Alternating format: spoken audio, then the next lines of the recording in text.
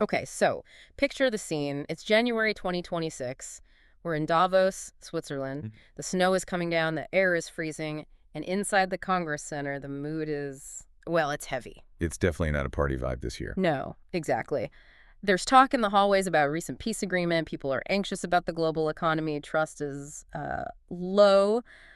But despite all that gloom, everyone, and I mean everyone, is packing into the main hall for the headline event. Which is a conversation between Larry Fink, the CEO of BlackRock, and Elon Musk. And it's quite the visual. You have Larry Fink, who is basically the avatar of institutional stability, the guy managing the world's pension funds, Right. sitting across from the ultimate disruptor. It's like putting a chaotic neutral wizard next to a bank manager. Yes, exactly. And what makes this deep dive so fascinating is that while, the rest of the world at Davos is worrying about stability and jobs, Musk is painting this picture of a future that sounds like it was ripped straight out of a sci-fi novel. He's talking about sustainable abundance. But before we get too carried away with rocket ships and Mars colonies, we need to ground this. Yeah. Because we have a stack of sources today that paints a much more complex picture. On one hand, you've got Musk's hyper-optimistic vision. Space data centers, solving aging, robots that do literally everything. Right. And on the other, we have this very necessary reality check from Johan Steyn.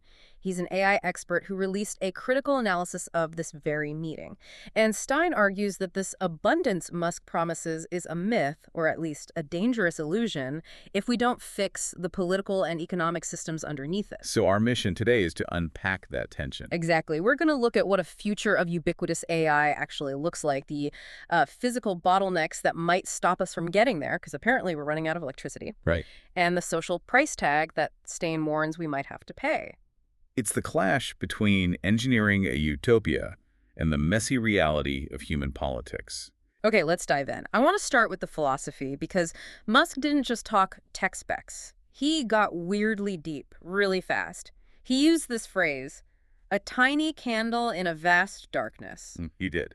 And to understand everything Musk does, you have to understand that metaphor.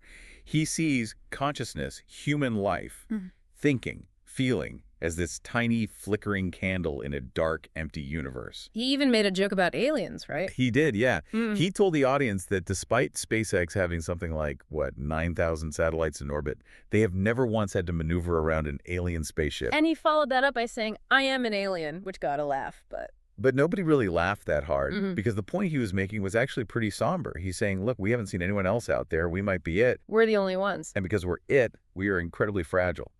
That candle could be blown out by a natural disaster, a meteor, or, a man-made catastrophe like nuclear war or misaligned AI. So if you view humanity as this flickering candle that could go out at any second, then everything else he does isn't just a business plan. It's, panic? It's insurance. That's the key takeaway. SpaceX isn't just about travel. It's the backup drive for civilization. He's got this dual mission. SpaceX is there to make life multiplanetary so the candle survives if Earth fails. Okay. And then you have Tesla and the AI side, which is about making life on Earth sustainably abundant so we don't destroy ourselves in resource wars. And Larry Fink, the conservative money guy, he was basically just nodding along with his checkbook out. I found that dynamic kind of surprising. Well, the numbers don't lie, Yeah. and Fink knows it. He actually introduced Musk by dropping a really interesting statistic. He pointed out that since Tesla went public, its compounded return was 43%. Okay, for those of us who don't live on Wall Street, translate that. It's massive. I mean, Yeah. compared to BlackRock's own return of 21%, which is considered very, very good.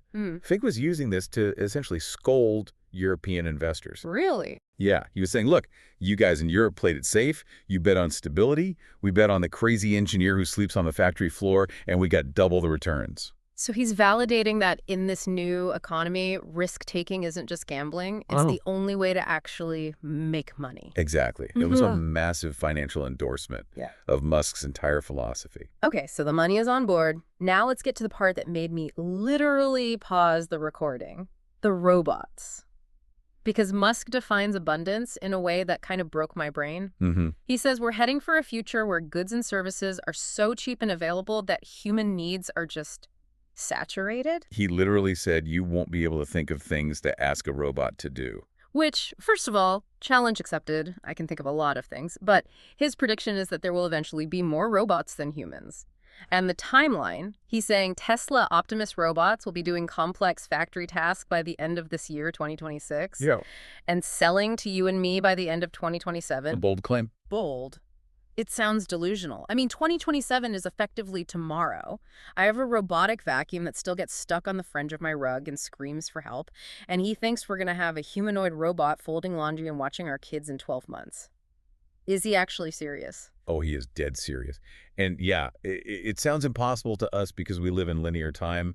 We see progress as step by step. Musk, he lives on the exponential curve. He's looking at the data from the robot training, how fast they're learning from video inputs, and he just sees a vertical line. But what about safety, reliability? Matters here. Musk shared a formula. Economic output equals the average productivity per robot. Multiplied by the number of robots. Right. So if the number of robots is in the billions and they don't sleep Yeah. and they don't join unions, then the economy just explodes beyond any historical precedent. Theoretically, it creates infinite GDP.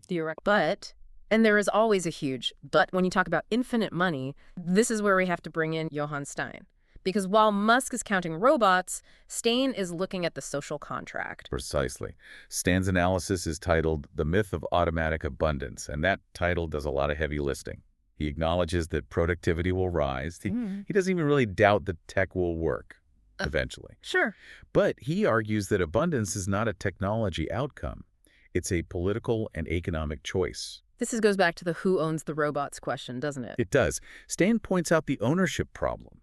I mean, if the means of production shifts from factories employing thousands of middle-class workers to fleets of proprietary robots owned by, what, 3 or 4 massive companies? Inequality doesn't just stay the same, it gets turbocharged. Exactly. Musk actually touched on this. He admitted you can't have work that must be done and abundance for all at the same time. He seems to think the government will just, I don't know, handle it. Universal basic income, maybe. That's the assumption. But Steyn calls out a crisis of purpose.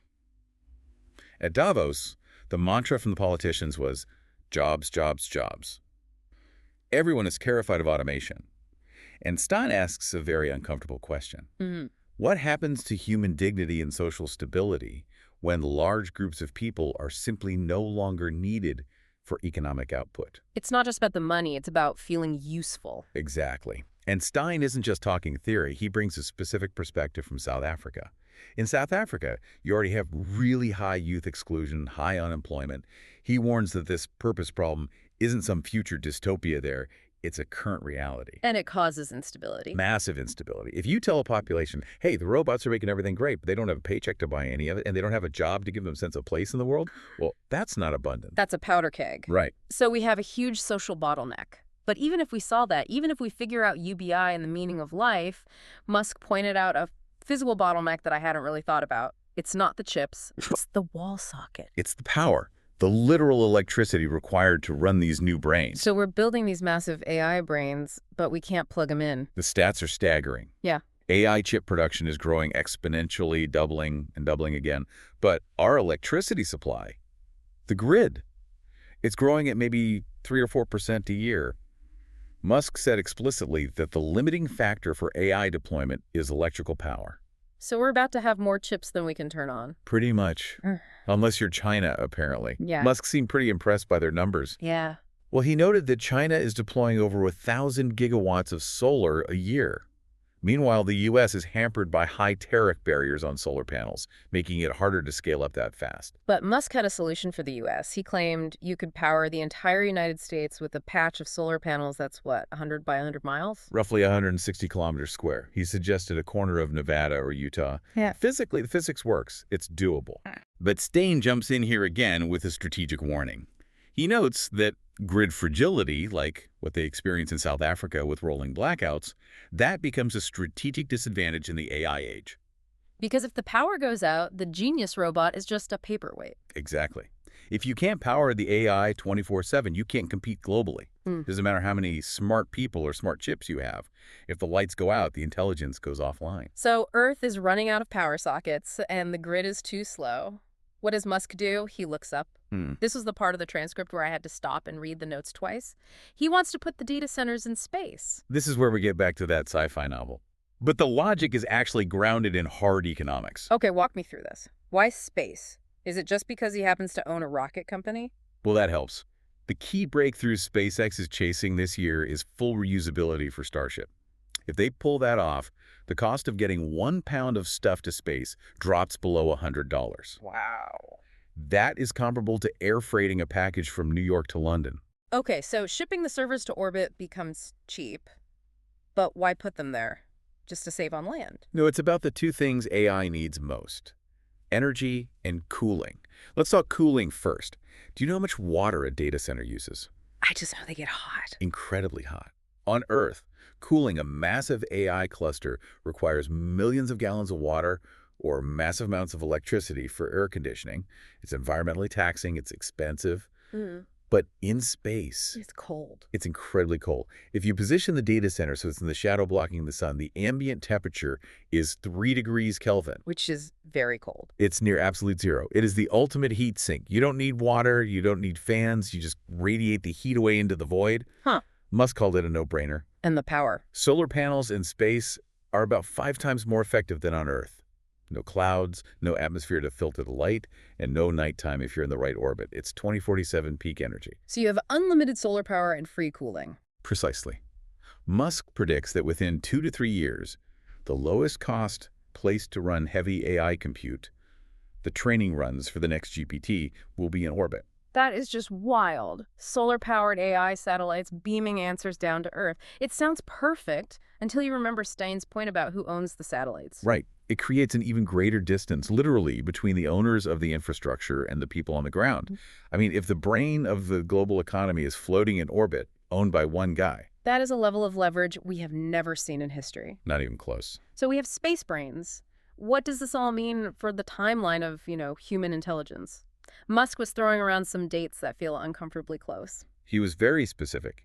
He believes AI will be smarter than any single human by the end of 2026 or 2027. Which is soon. But then he went further. He thinks AI will be smarter than all of humanity collectively by 2030 or 2031. That's 5 years from now. 5 years until we are effectively the second smartest species on the planet. It is. And in that same breath, he talked about aging. And this links back to your candle metaphor. Musk believes aging is just a synchronized clock across our 35 trillion cells. And that it's a solvable engineering problem. Yeah. But, and I found this fascinating, he questioned if we should solve it, Right. He mentioned the risk of the ossification of society. which is a fancy way of saying, What?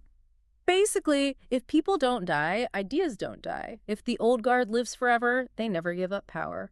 New generations with new ideas can't break through. so death is a feature, not a bug. In Musk's view, for the species to stay adaptable, to keep that candle burning, bright individual candles have to burn out. It's a very practical, almost ruthless view of human life. It is. But while Musk is planning for 2030 and immortality, Steyn and the other reports from Davos suggest we might be in a bit of a bubble right now. Yeah, we shouldn't ignore the skeptics. I mean, Bill Gates and Demis Hassabis, who runs Google DeepMind, they were both there warning that not every AI bet is going to pay off. There's a lot of hype. It feels like the dot-com boom all over again. And Steyn warns that if this is a hype bubble that bursts, it's not just investors like Larry Fink who lose a bit of profit. A bust cycle hurts workers. It destroys training budgets. It kills public confidence.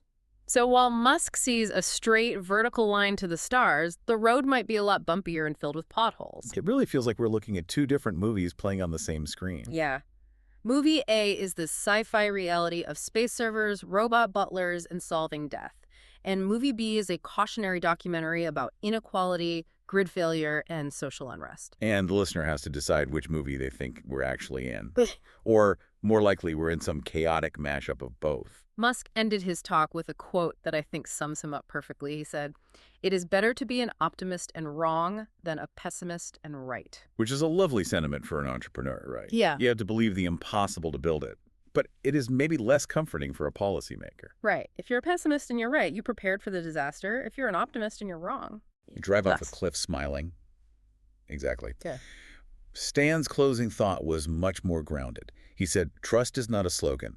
It requires enforceable behaviors and policy that shapes outcomes. He's saying you can't just hope for the best. You have to build the guardrails. You have to legislate for the abundance. It won't just trickle down from the space servers. So here's the final provocative thought for you to chew on today. If Musk is right, and historically betting against him is a risky move, that human labor is about to become optional because of these billions of robots. Mm.